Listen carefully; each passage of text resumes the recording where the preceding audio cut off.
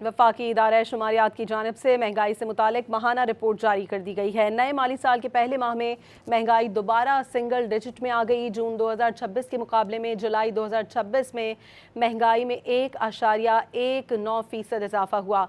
वफाकी इदारा शुमारियात ने महंगाई से मुतालिक माहाना रिपोर्ट जारी कर दी। इदारा शुमारियात के मुताबिक जुलाई 2026 में महंगाई बढ़ने की सालाना शरह 9.2% पर आ गई, जबकि जून 2026 में महंगाई की शरह 11.1% रिकॉर्ड की गई थी और पाकिस्तान में जुलाई 2025 में महंगाई 4.1% थी।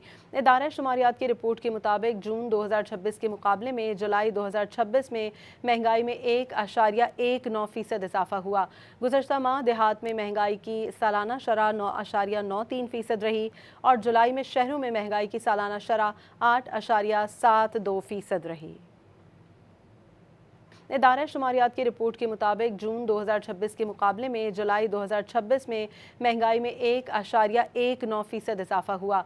गुज़श्ता माह देहात में महंगाई की सालाना शरह 9.93% रही और जुलाई में शहरों में महंगाई की सालाना शरह 8.72% रही।